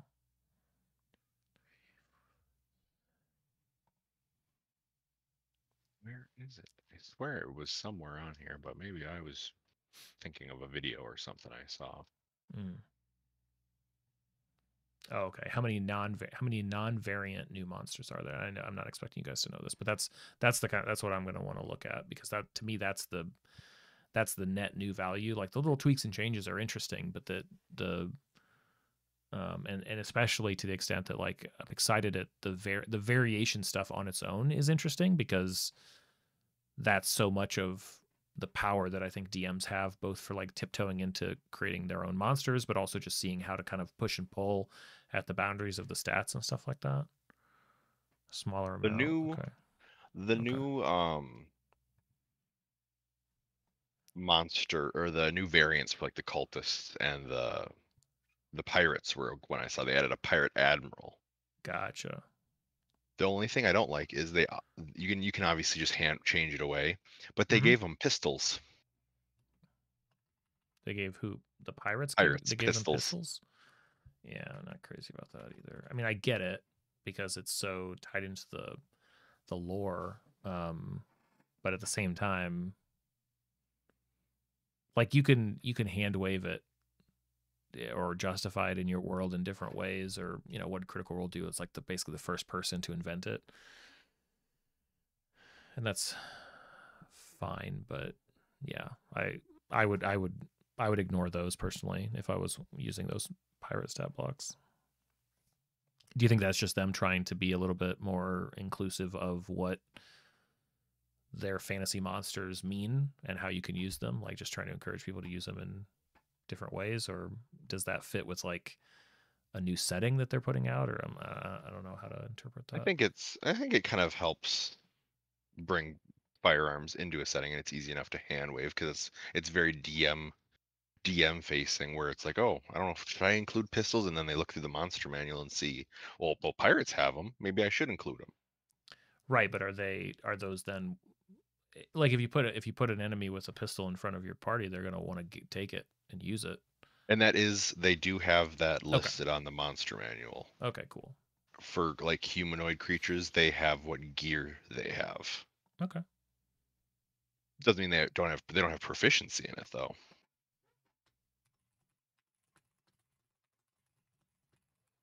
Matt Mercer made a gunslinger. That's why. I mean, that has a lot to do with the popularity. Not only, well, he made a gunslinger. I forget the actor's name, but the Percy character. Allison Yaffe. Taliesin. That's right. Does it not work? That's annoying. It should. Here, let me test it. Yeah, it works for me. So they added for most of the human creatures or NPCs, they added a little gear tab. So it's like if they want to take something from the pirate, a pistol and a scimitar. And then they have little tags on the top of each section of creatures, like what kind of treasures you could expect them to have. Mm-hmm. Gotcha. But yeah, the what was I gonna say? The thing with the gunslinger is the character Percy, like Taliesin took the aspects of that character that some people I think could cynically say are frustrating or tedious, and just owned them, and made it part of the role play of that character, which I think made a lot of people then want to play a character like that. I think I don't know any of not all the actors' names will escape me, but I think there's Campaign 2's wizard felt the same way. Caleb, I think. But yeah, I mean, they're all pros. And one fun thing they did was a lot of the art, because they have more room for it. Mm-hmm. They got rid of like hags in the art only being, old ladies. That's good.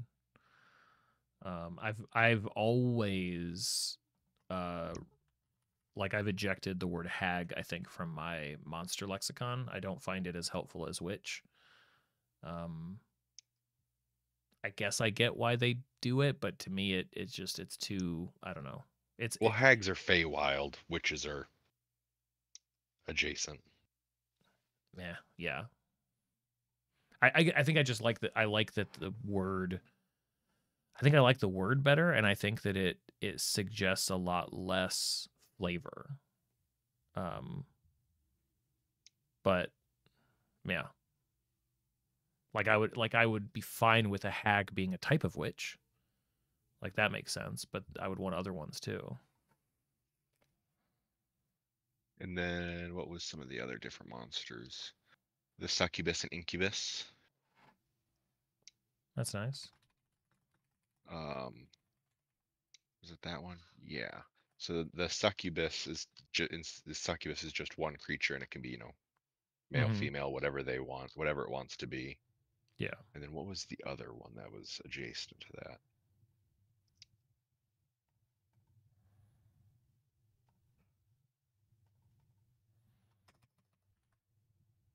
Why is it doing that? So yes, succubus and incubus are two different creatures now.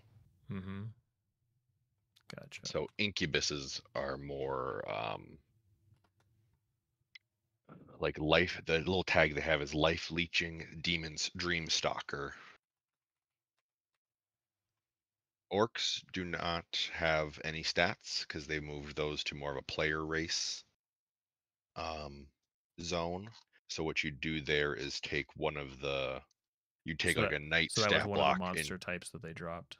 yeah, you take a night stat block, change Gotcha. its, you know, race or species to Species orc, yeah. and add whatever little bonuses they have. Right.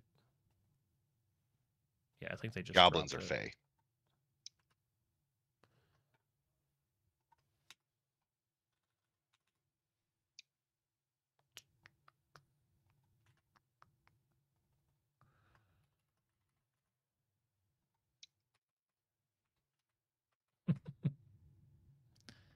Yeah, why is it? Yeah, it's just like a way that this thing does copy pasting sometimes. Why? I wonder if it has to do with. You know what I bet it is. So, oh, sorry. I was trying to figure out why. No, I haven't had anything to contribute to the hag witch discussion. Yeah, I don't know. Never mind. It doesn't matter. It's too. It's this app and it's weird behavior and it doesn't matter. But it's annoying me.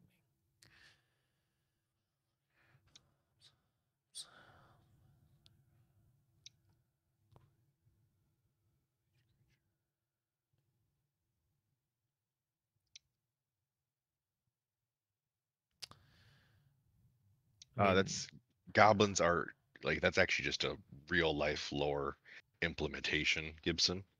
That's where goblins are always little fey tricksters. Same with goblins, kobolds, gnomes, all of that are just different words for the same thing in real life mythology.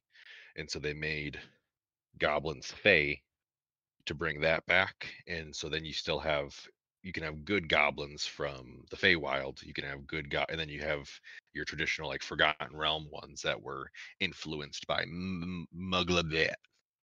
Yeah, that one. By what? I can never say his name. It's a Muglablet? Forgotten Realms god name. Yeah, I know what you're talking Muglabet. about.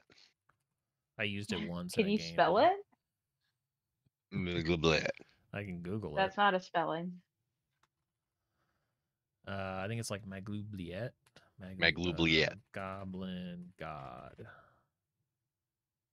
Maglubliet. There it is in the Forgotten Realms. Michael Bublé. Michael Bublé. If you want to go read about the Goblin God in the Forgotten Realms wiki, Yeah, I like it. I liked it changed to. I like the change to Fey. There are goblin characters in A Court of Fey and Flowers who are part of the Fey courts. That was kind of a thing. The thing they started changing back when in like 22 or 23, when they redid Volo's Guide to or they combined Volo's with Mordenkainen's, and they made goblins. They got rid of like the minus whatever for kobolds and goblins and all that shenanigans. Hobgoblins and bugbears are Fey too.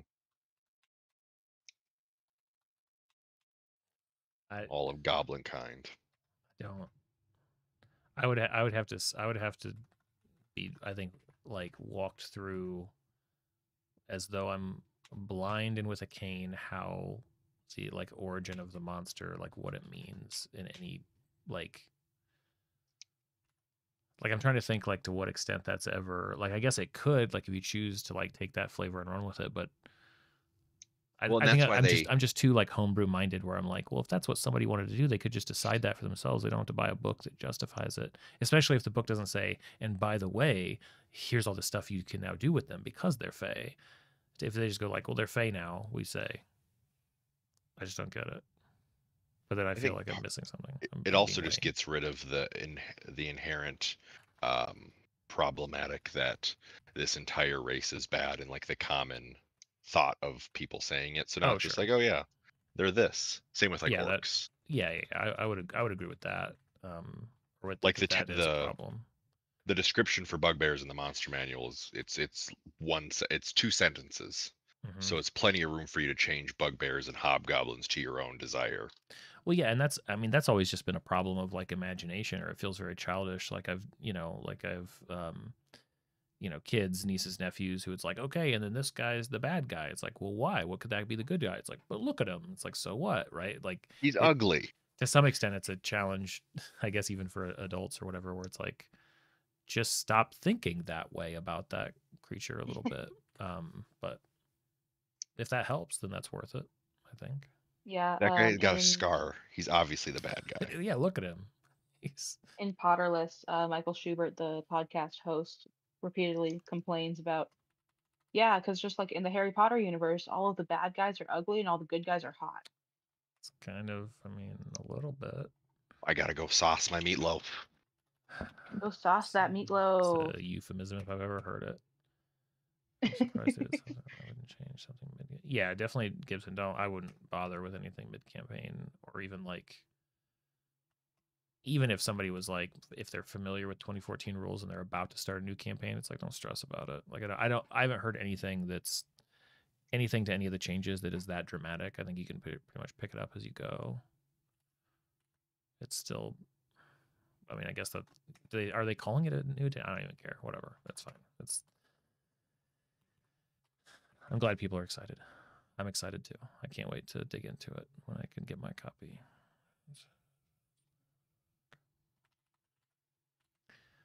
I don't really care too much. I'm not familiar with enough with 2014 Rules, to really want to stay with it. Yep. But also, I'm not really one to hop on a trend just because it's a trend. Sure. It's more just like, honestly, it's helpful to have the conversations to a certain extent, because this is the stuff. These type of topics are the most on my channel here that has ever been talked about, that sort of edges. It's not even close to, but it's the closest type of content to like kind of the type of metagaming which is really common in D&D content spaces, where it's like, ooh, which subclass for this, which that, or for this. And most of the time the answer is like, whatever, I don't really think about it. It's not really the type of stuff that I think about. And so the new player rules are close enough to that I'm like, I guess I just don't think about this stuff very much, because it doesn't motivate me very much. It doesn't inspire me to change or do something or whatever. So, but it's nice to have the conversations and hear the different viewpoints. I like that part. But yeah. Plus, I think a lot of people have. I thought you were saucing your meatloaf. I'm already back. Wow. I just need to throw the sauce on it, and then throw it back in the oven. Jesse and I picked the subclass for my character just because we're like, well, she's going to be a nerd, so let's pick the nerd subclass. Nice. I'm a big fan of like player options of like, what do you want to change about this class? And versus homebrewing a whole new subclass, it's like, well, this one fits, and yeah, we just have to tweak a thing or two.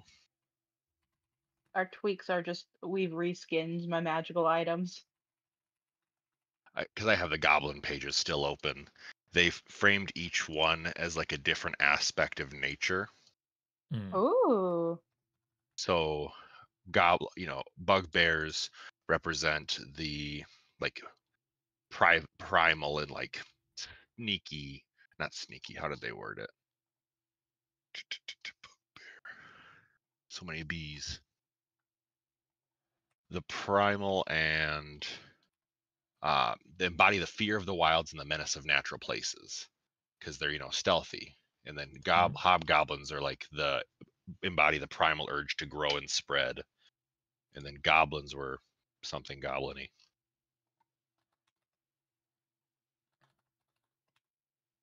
Recklessness and ruin. Yeah, that all fits.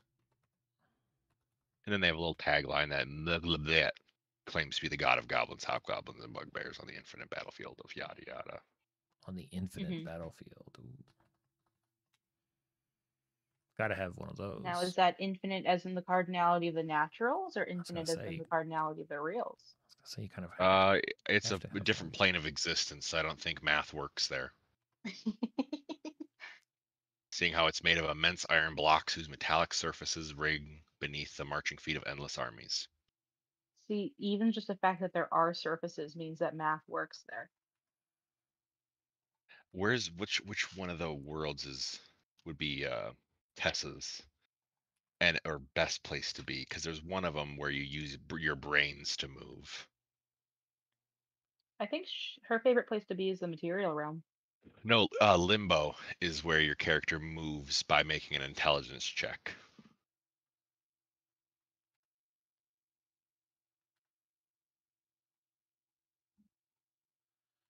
I think she likes being in the material plane the best. They gave mind flayers their extract brain thing. Okay. If even if you succeed the extract brain check, yeah, one creature that is grappled by the mind flayer's tentacles, failure is 55 piercing damage, success is half damage. Success or failure, if you're reduced to 0 hit points, you kill it. It kills you and it devours your brain. Oh. 55 halved. So if you have 20 round health up left, or round down? Jeez. You round down on damage. Okay, so 55 halved would take me to 1 at my current state. If I threw a mind flare at you at level 3, That's third level. at third level, I think there's a problem in the universe happening. That can be kind of fun. That kind of unexpected, keep people on their toes, you know. Okay, so when I kill the party first game with a mind flare, I'm like, Ryan just said that unexpectedness was fun. It is, definitely. Definitely. Wakes everybody up. Sorry, T, that your self-insert died round 1. No. Well, that wouldn't be fun, but you know, use with caution. Yeah, it was like 85 brand new creatures. 85. Okay. All right. Not bad. Jesse, you sent that that video when you ask a D&D player what their character wants to achieve during the campaign. Are other people saying things like that to you? No, but it's something I would say. Happening in DMs? No, I'm waiting for Connor and wife and Noelle to. Until she tells me her name, it's Connor's wife. Actually, if you click on her profile picture, it's in her little card. Oh dang! You got me. Mm-hmm. I got bamboozled. Oh, Lex, not Alex or Alexis or Lexi. Lex. There you go.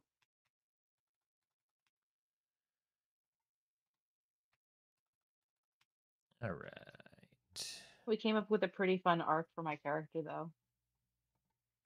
Nice. It's really easy for me to figure out some stuff. Hooray. Right. Well, I made a little progress here. Not as much as I wanted, but such is life. Are you saying we distracted you? You guys are fine. You guys are fine. I can hang up anytime I want. You can. If you can, if you want to affect your stats like that. Ooh. Okay, so I did do a little bit of duplication. No, he the stream going. He just turn off the Discord. Yeah, I can just hang up in Discord. It hangs up. Me and T are just sitting here like, oh, what are we supposed to do? I mean, yeah, you guys can stay here and chat as much as you want. So yeah, I added like 1,000 words there. Not bad. Lots of editing to do, but cool. Well, normally by this time, let me check. Hold on. Like 6:30. Well, no, it looks like okay. Well, I'll know soon, but normally by this time I would be confirming that my game is having tonight. It looks like it might not, so I may be on early tonight. Why can't players just tell you ahead of time? Well, first of all, be friends with all of your players. That helps a lot. I am friends with all my players. And then come to terms with all of them being adults. I check. I don't know. Maybe I'm too hands-on. I check every day that I run, like, hey, everybody's still good for, and get confirmation from everybody because I don't want surprises. No, that's a good practice. And like, it doesn't a little matter. Bit more work on your part, but like every week we have Bible study. I get a reminder that's like, hey guys, we're meeting at this place. We're studying this bit. Yeah, like I'm totally fine with, like, honestly, if I had a freer schedule, my approach to running for people would be a lot more West Marches, where it's like, just tell me when you guys pick a time and want to arrange things and get together.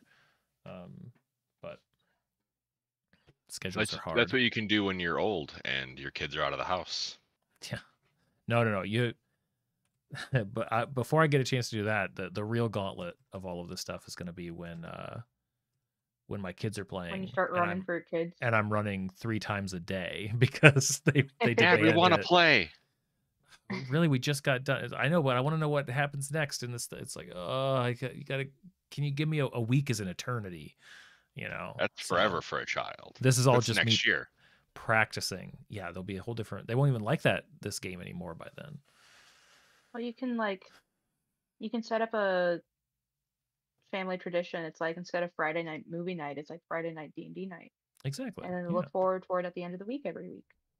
That would be a nice and sustainable pace. But do you ever have it where your players cancel? One of your players like, oh, I can't make it because I don't run unless everyone's there. And I'm like, oh, thank God, I can just do nothing tonight.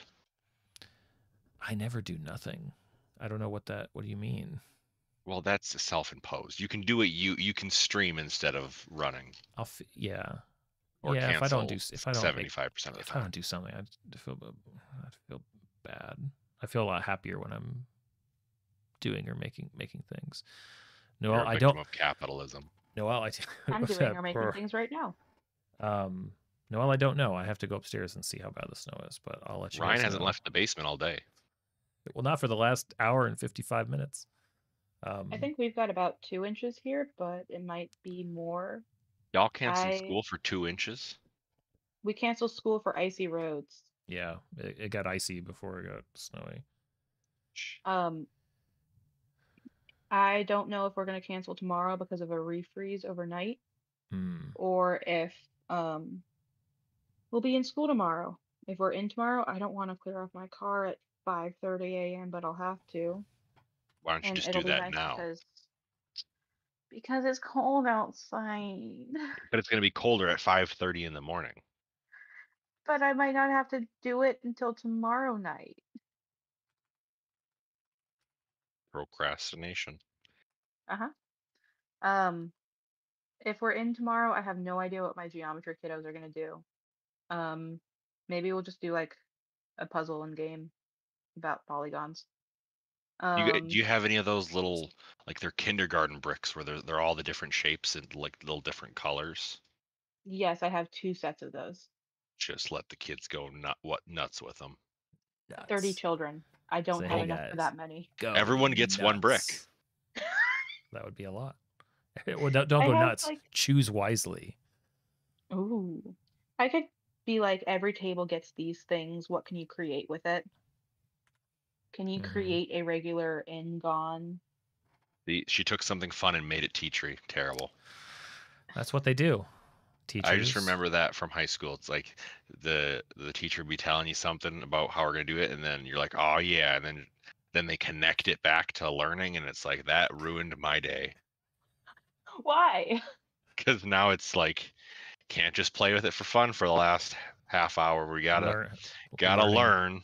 It's like, Noelle, can you donate me about like 8 packages of Oreos? In which case, yeah, that would be great. There you go.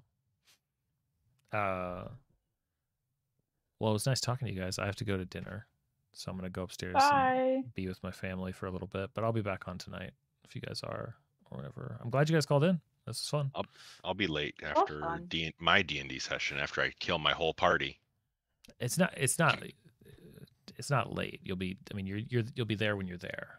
You don't have to consider it. I'm not like I'm starting to stream and then I'm like, where the hell is Jesse? I don't know what goes. It's, maybe you're. I would hope you would if I didn't show up for a week. You're like, where's he been? Well, I mean, a whole week. That's a different thing, I guess. But a week versus 25 minutes. Let's see the average start time for your. Yeah, I'll be like 2. I won't show up for like 2 hours. Wow. Sometimes I don't show up at all. Well, because you're responsible, T, with your sleep time. It's good. Hey. It's a good thing to be. Well, you guys feel free to chat if you want. I'm out of here, but I'll catch everybody later. See ya. See, now I did just leave them in the room alone. so they can chat all they want, but I'm gone. Thanks, everybody. It was a good time. I had fun. Got a little bit done, and probably get back into the crafting tonight. Should be good. Catch everybody later. See you, Noel. See you, Gibson. See you, T. See you, Jesse. We'll do it again soon.